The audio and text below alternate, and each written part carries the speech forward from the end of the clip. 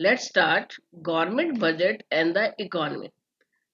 इस चैप्टर के अंदर बेटा आप क्या क्या करने वाले हैं? सबसे पहला जो हम करेंगे कॉन्सेप्ट ऑफ गवर्नमेंट बजट, यानी उसकी एक डेफिनेशन करेंगे। उसके बाद जो नेक्स्ट हमारे पास इसके अंदर रहेगा most important question objectives of government budget. उसके बाद नेक्स्ट रहता है बेटा structure of government budget. Structure के अंदर क्या आता है? अ, इसमें हम बजट रिसिप्ट्स को भी दिखाते हैं, बजट एक्सपेंडिचर को भी दिखाते हैं। And you know that budget receipts are of two types, revenue receipt and capital receipt. Budget expenditure भी दो ही तरह का होता है बेटा, revenue expenditure and capital expenditure. ये भी काफी इंपॉर्टेंट टॉपिक है, budget receipt and budget expenditure. इसमें से भी क्वेश्चन आने के चांसेस पूरे रहते हैं बेटा। एंड इसके अंदर जो नेक्स्ट टॉपिक है that is a budget deficit, जिसमें आपको revenue deficit, fiscal deficit and primary deficit को करना है। और उसके बाद जो नेक्स्ट रहेगा बैलेंस एंड अनबैलेंस बजट, ये आपका जो है इस चैप्टर के अंदर मेन रहेगा। 3 मार्कर क्वेश्चन या 4 मार्कर क्वेश्चन आएगा, 1 मार्कर क्वेश्चन आएगा। इसमें से 6 मार्कर क्वेश्चन नहीं आता एग्जाम्स के अंदर। तो इसी को कंटिन्यू करते हैं बेटा। फर्स्ट ऑफ ऑल अगर हम बात करें बेटा, जैसा कि हम लोग उस दिन भी डिस्कस कर रहे थे कि 1 फेब का डे काफी इंपॉर्टेंट होता है, जिसके अंदर फाइनेंस मिनिस्टर क्या करते हैं? फाइनेंस मिनिस्टर जो है वो गवर्नमेंट बजट को पार्लियामेंट के अंदर प्रेजेंट करते हैं for approval. And you know that budget has 2 parts. 2 part होते हैं बेटा। फर्स्ट पार्ट के अंदर क्या होता है? Financial performance of the government over the last 1 year, यानी लास्ट ईयर की गवर्नमेंट की परफॉर्मेंसेस होती हैं किसके अंदर? फर्स्ट पार्ट के अंदर। यानी गवर्नमेंट ने लास्ट ईयर में किस तरह की जो पॉलिसीज बनाई, यानी कहाँ कहाँ से रेवेन्यू हुई, कहाँ कहाँ एक्सपेंडिचर हुआ, what were the sources of revenue, और कहाँ कहाँ एक्सपेंडिचर हुआ था। और सेकंड पार्ट के अंदर क्या होता है? Financial programmes and policies of the government for the next 1 year, यानी कमिंग ईयर के लिए गवर्नमेंट की पॉलिसीज एंड प्रोग्राम्स कि गवर्नमेंट कहाँ कहाँ से रेवेन्यू के सोर्स क्रिएट कर रही है, यानी कहाँ कहाँ से रेवेन्यू गेन करने वाली है, और कहाँ कहाँ गवर्नमेंट का एक्सपेंडिचर होने वाला है, किस तरह के टैक्सेस इंक्रीज किए जाएंगे, किस तरह के नए टैक्सेस इंट्रोड्यूस होंगे, या कौन से टैक्सेस को रिड्यूस किया जाएगा। तो ये सब किसके अंदर होता है? ये आपके सेकेंड पार्ट के अंदर होता है। As regard financial performance of the government, it is more like a description of what happened during the past 1 year. Focus is placed largely on the other part of the budget describing programs and policies of the government for the next 1 year. यानी हमने government की performances को देखना हो last year की, तो ठीक है, हमारे लिए जो फर्स्ट पार्ट है वो इम्पोर्टेंट है। बट मेनली फोकस किसके ऊपर होता है? मेनली फोकस होता है बेटा सेकंड पार्ट के ऊपर, ठीक है ना, जो कमिंग ईयर के लिए पॉलिसीज एंड प्रोग्राम्स बनाए जाते हैं। तो इन्हीं को हम लोग कंटिन्यू करते हैं बेटा। उसके बाद हम लोगों ने डिस्कस किया था कि बजटरी पॉलिसी के अंदर हमारे पास बजटरी पॉलिसी, जिसको हम फिस्कल पॉलिसी भी कहते हैं, इसमें 2 एस्पेक्ट रहते हैं, revenue aspect and capital aspect बेटा, ठीक है। Revenue aspect and the expenditure aspect, इनको भी हमने डिटेल में डिस्कस करना है। तो ये तो एक इंट्रोडक्शन पार्ट जो हम इस चैप्टर का कर रहे थे कि क्या क्या हम इस चैप्टर के अंदर करने वाले हैं। Now what do you mean by budget? Government budget क्या होता है? गवर्नमेंट बजट एक इसकी डेफिनेशन जो हम करने जा रहे हैं, government budget is a statement of expected receipt and expected expenditure of the government that reveals budgetary policy of the government to achieve the twin objective of growth with stability. अब government budget क्या है बेटा? It is a statement of expected receipt, क्योंकि आने वाले year के लिए है, तो हमें ये तो नहीं पता ना कि एक्चुअल में कितनी रिसिप्ट होंगी और एक्चुअल में क्या क्या कितना कितना एक्सपेंडिचर हो जाएगा। So it is the expected receipt. और एक्सपेक्टेड एक्सपेंडिचर की बात हम इसके अंदर कर रहे हैं कि गवर्नमेंट अपनी एक्सपेक्टेड रिसिप्ट से और एक्सपेक्टेड एक्सपेंडिचर से गवर्नमेंट जो है वो कौन से ऑब्जेक्टिव को गेन करने की कोशिश करती है। यहाँ पर ट्विन ऑब्जेक्टिव रहता है, और वो क्या है? ग्रोथ विद स्टेबिलिटी, यानी ग्रोथ भी हो और स्टेबिलिटी भी क्रिएट हो, ठीक है। ये ऑब्जेक्टिव गवर्नमेंट जो है वो गेन करने की कोशिश करती है। ये 1 मार्कर आपका क्या रहा? गवर्नमेंट बजट की डेफिनेशन। आगे आ रहा है most important question, objectives of government budget, क्योंकि कोई भी एक पॉइंट आपके एग्जाम के अंदर 3 मार्कर या 4 मार्कर हो सकता है। First one is GDP growth. अगर मैं फर्स्ट ऑब्जेक्टिव की बात करूं, ग्रोस डोमेस्टिक प्रोडक्ट को इंक्रीज करना यानी GDP growth, and GDP growth is the main objective of government budgetary policy, and it is achieved in two ways. वो दो वेज कौन कौन से हैं बेटा?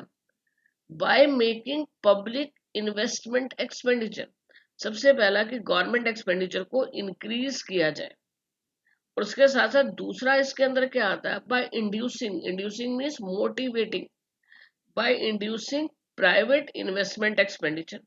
अब प्राइवेट एक्सपेंडिचर को कैसे मोटिवेट किया जा सकता है?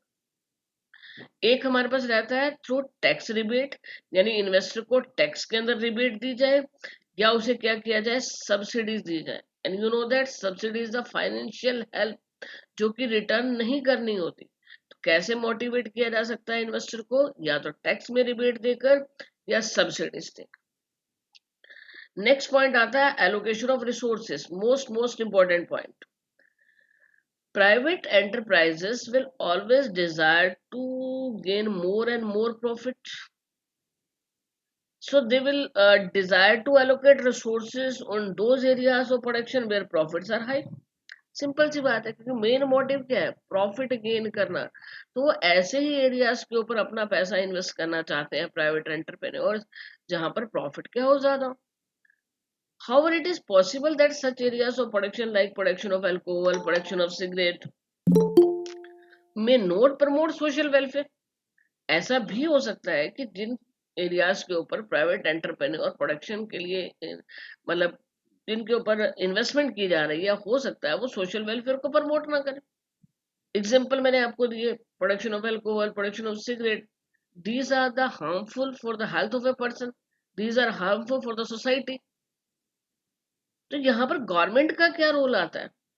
Through its budgetary policy, the government of a country directs the allocation of resources in a manner such that there is a balance between the goal of profit maximization and social welfare।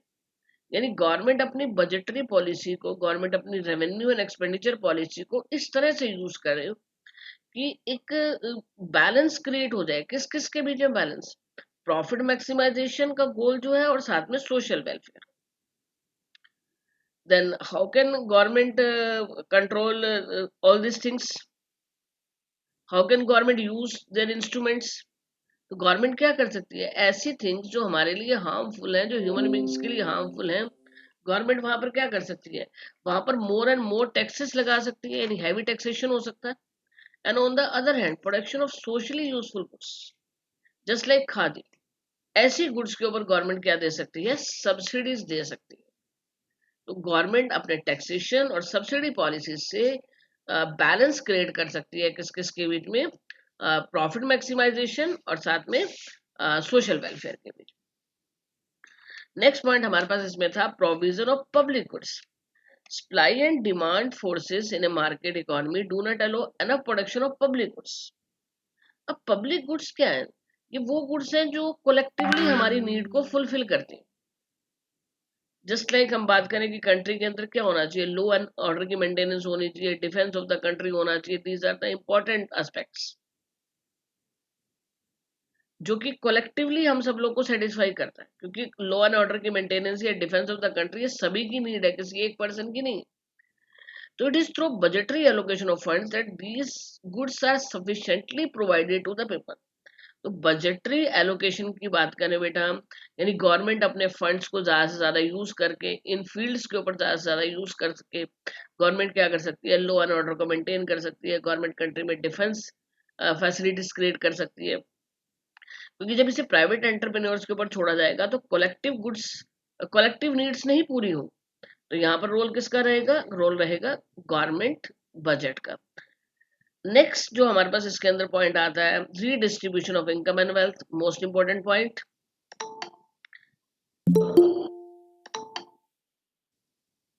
Bye redistribution of income and wealth की हम बात कर रहे थे बेटा। Budget of the government show its comprehensive exercise on the taxation and subsidies. वही दो instruments, taxation and subsidies. The government uses fiscal instruments of taxation and subsidies with a view to improving the distribution of income and wealth in the economy, यानी country के अंदर, economy के अंदर जो distribution of income and wealth है उसको improve करने की कोशिश करता है। यानी एक जो गल्फ क्रिएट हो चुका है रिच और पुअर के बीच में, उस गल्फ को रिड्यूस करना। Equitable distribution of income and wealth होना, equitable distribution of income and wealth, it is a sign of social justice. यानी जितना कम गैप होगा रिच और पुअर के बीच में, वो सोशल जस्टिस को ही शो करेगा।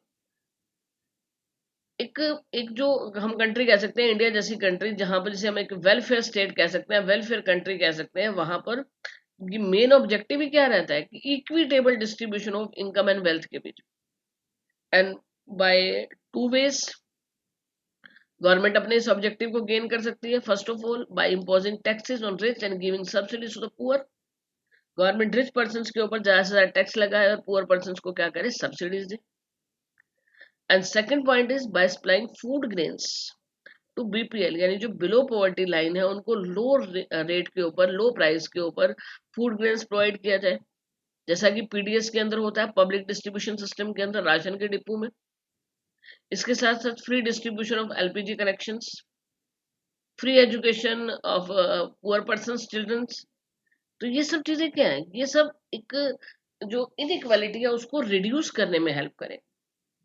तो गवर्नमेंट ने क्या करना है, टैक्सेशन एंड सब्सिडी के इंस्ट्रूमेंट को यूज करना, और साथ साथ क्या करनी है, फाइनेंशियल हेल्प प्रोवाइड करनी है, मतलब फूड ग्रेन्स लो रेट के ऊपर प्रोवाइड करने, या फ्री एजुकेशन प्रोवाइड करनी है। तो इससे क्या होगा, गल्फ रिड्यूस होगा। नेक्स्ट आता है हमारे पास balance regional growth. Balance regional growth क्या है बेटा, the budgetary policy places priority on the development of backward regions in the country. अभी कुछ स्टेट्स ऐसे होते हैं, कुछ रीजन्स ऐसे होते हैं किसी कंट्री के अंदर जो काफी डेवलप होते हैं, कुछ बैकवर्ड होते हैं, मतलब लेस डेवलप होते हैं। तो मेन मोटिव यहाँ पर क्या है कि बैलेंस रीजनल ग्रोथ हो, यानी सभी एरियाज के अंदर बैलेंस ग्रोथ होनी चाहिए। और this is achieved through liberal tax laws for the backward region. अभी लिबरल टैक्स लॉज क्या है, यानी अगर किसी ऐसे प्लेस के ऊपर जो कि बैकवर्ड रीजन के अंदर है, जहां पर ज्यादा डेवलपमेंट नहीं हुई है, वहां पर कोई इंडस्ट्री सेटअप की जाती है, वहां पर कोई भी इन्वेस्टमेंट की जाती है, तो वहां पर कुछ टाइम तक, जब तक अच्छे से एस्टेब्लिशमेंट नहीं हो जाती, कुछ टाइम तक टैक्स में क्या मिलती है, टैक्स में छूट मिलती है। कि वहां पर उस कंपनी को कुछ टाइम तक ऐसा होता है कि उसे टैक्स पे नहीं करना होता। इसको कहेंगे liberal tax law. Establishment of special economic zones in the backward region through liberal tax laws may be cited as an example। यानी एक तो स्पेशल इकोनॉमिक जोन बनाए जा सकते हैं। स्पेशल इकोनॉमिक जोन के अंदर क्या होता है, जहां पर सारी फैसिलिटीज उन्हें क्या मिलेंगी, अप टू डेट मिलेंगी, सारी फैसिलिटीज जो होंगी time to time proper facilities मिलेंगी। तो इसको कहेंगे स्पेशल इकोनॉमिक जोन। तो जो भी पर्सन मतलब बैकवर्ड एरियाज में इन्वेस्टमेंट करने को तैयार होता है, तो वहां पर एक तो स्पेशल इकोनॉमिक जोन्स के अंदर जो भी फैसिलिटीज आती हैं वो प्रॉपर वे में, यानी अप टू डेट फैसिलिटीज देना, और उसके साथ साथ लिबरल लो, जिसे कह सकते हैं लिबरल टैक्स लो की हेल्प से, उसके साथ साथ लिबरल जो हमारा वेज लो है उसकी हेल्प से हमारे प्रोड्यूसर्स को मोटिवेट करना कि वो कहाँ पर इन्वेस्ट कर सकें, वो बैकवर्ड रीजन्स में इन्वेस्ट करें, ताकि कंट्री के अंदर, इकोनॉमी के अंदर क्या आ जाए, बैलेंस ग्रोथ आ जाए, यानी कुछ स्टेट ज्यादा डेवलप और कुछ बैकवर्ड ना रह जाए। नेक्स्ट आता है employment opportunities. Budgetary policy focus on the generation of employment opportunities through investment in public enterprises. अब गवर्नमेंट क्या करती है, budgetary policy focus on the generation of employment opportunities, यानी ज्यादा से ज्यादा एम्प्लॉयमेंट अपॉर्चुनिटीज क्रिएट की जाए, पब्लिक एंटरप्राइजेस में ज्यादा से ज्यादा अपॉर्चुनिटीज क्रिएट की जाए। Budgetary provisions are made for schemes. कौन सी scheme, Mahatma Gandhi national rural employment guarantee act, जो कि 2005 के अंदर पास हुआ था। ऐसी ही कुछ स्कीम्स चलाकर ज्यादा से ज्यादा लोगों को क्या करना, एम्प्लॉयमेंट प्रोवाइड करना। ये भी इसका ऑब्जेक्टिव रहता है, बजटरी पॉलिसी का ऑब्जेक्टिव रहता है, गवर्नमेंट के बजट का ऑब्जेक्टिव रहता है कि ज्यादा से ज्यादा लोगों को एम्प्लॉयमेंट अपॉर्चुनिटी दी जाए। कहाँ पर इन्वेस्ट करके, कुछ इस तरह की स्कीम्स चला के, जैसे अभी हमने डिस्कस किया, अब मैंने Mahatma Gandhi national rural employment guarantee act या ऐसी कुछ और स्कीम चला के, या गवर्नमेंट ज्यादा फंड्स इन्वेस्ट करके क्या कर सकती है, लोगों के लिए एम्प्लॉयमेंट अपॉर्चुनिटीज क्रिएट कर सकती है. And last point and most important point is economic stability. Economic stability जब हमने स्टार्टिंग में कहा था ग्रोथ विद स्टेबिलिटी, यहाँ पर आ गया भाई इकोनॉमिक स्टेबिलिटी, वही पॉइंट आ गया. Free play of market forces और the forces of supply and demand. अगर हम बात करें बेटा free play of market forces की, यानी सप्लाई और डिमांड फोर्सेस के ऊपर छोड़ दिया जाए, तो ट्रेड साइकिल तो चलते ही रहते हैं.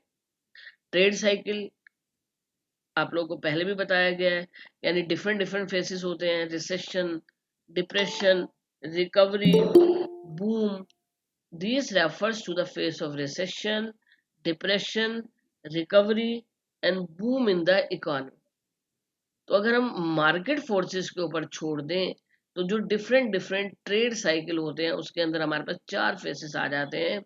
पहला रिसेशन, डिमांड का स्लोली रिड्यूस होना, डिप्रेशन, डिमांड का बहुत तेजी से रिड्यूस होना, रिकवरी, डिमांड का धीरे धीरे इंक्रीज होना, एंड बूम, जिसमें डिमांड का बहुत तेजी से इंक्रीज होना. तो ये 4 फेसेस आ सकते हैं.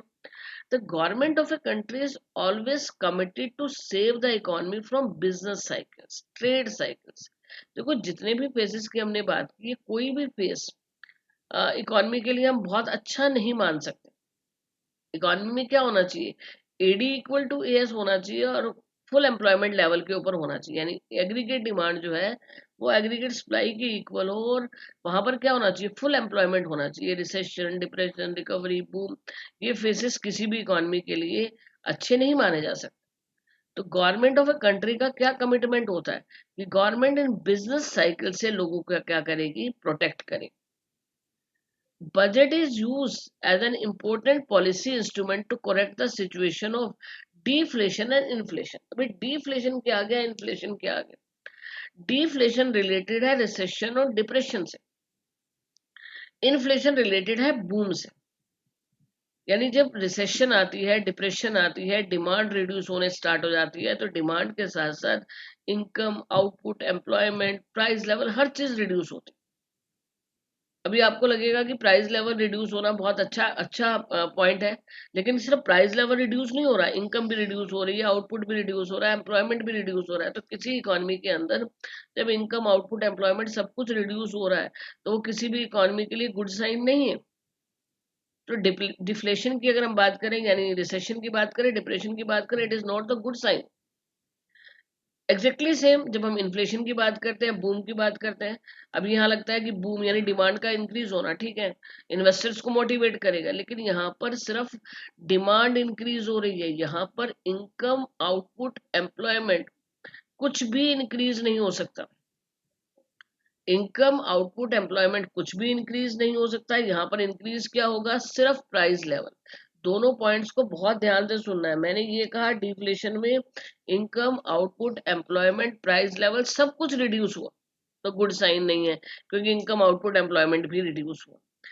इन्फ्लेशन में हमने क्या कहा कि इन्फ्लेशन के अंदर सिर्फ प्राइस लेवल इंक्रीज होगा, क्योंकि इनकम, आउटपुट, एम्प्लॉयमेंट कुछ भी इंक्रीज नहीं होगा. तो ओनली प्राइस लेवल का इंक्रीज होना भी किसी इकोनॉमी के लिए गुड साइन नहीं है. अभी वैसे इस टॉपिक्स को, इन्फ्लेशन, डिफ्लेशन का जो टॉपिक है, इनको हम एडीएस की यूनिट में और डिटेल के अंदर डिस्कस करेंगे. अभी मेन पॉइंट हमारे पास ये है कि गवर्नमेंट को क्या करना है. गवर्नमेंट ने through its budgetary policy, government ने इस डिफ्लेशन, इन्फ्लेशन, यानी जो ये 4 phases of recession, depression, recovery, boom हमने डिस्कस किए, इनको कंट्रोल करना. By doing it the government tries to achieve the state of economic stability.